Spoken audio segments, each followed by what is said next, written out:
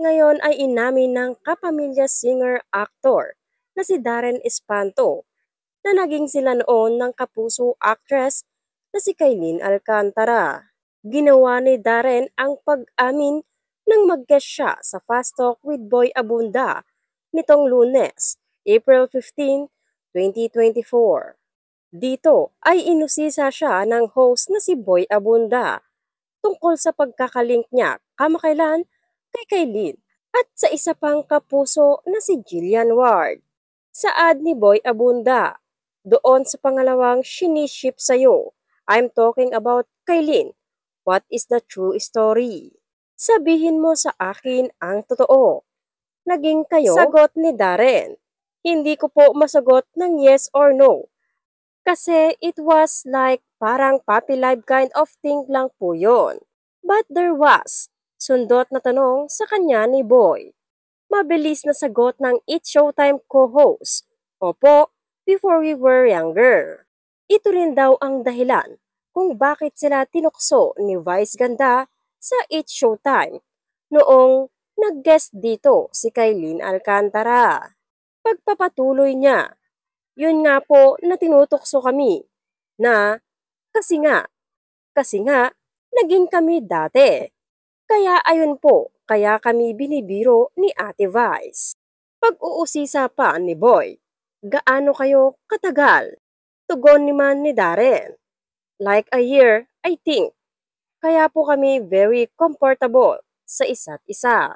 Pag-amin pa ni Darren, hindi naging maganda ang paghihiwalay nila noon ni Kailin. Dumaan daw sila sa proseso hanggang sa magkapatawaran sila at piling maging muling magkaibigan. Paglilinaw ni Darren, nagkahiwalay kami because of some misunderstanding.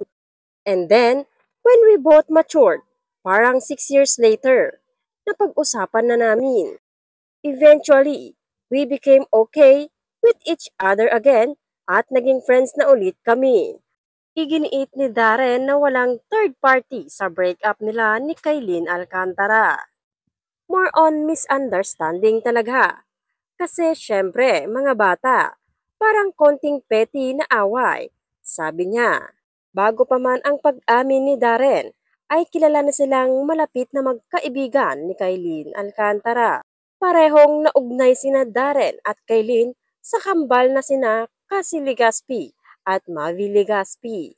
Si Kailin ay naging nobyo si Mavi Legaspi, habang si Darren naman ay sinabing matalik na magkaibigan lang sila ni Cassie Legaspi. Samantala, sa panayam ni Mavi sa 24 oras noong April 12, sinabi niyang wala siyang nakikitang problema sa muling pagkakalink ni Darren kay Kailin. Ani Mavi, I have no problem kasi Darren and I are very close friends. Again, what you see on TV is what you get. Pero behind closed doors, nagme-message kami ni Darren, so we're very good. Habang isinusulat ang artikulong ito, ay wala pang inilalabas na pahayag o reaksyon ang kampo ni Kailin tungkol sa naging pag-amin ni Darren.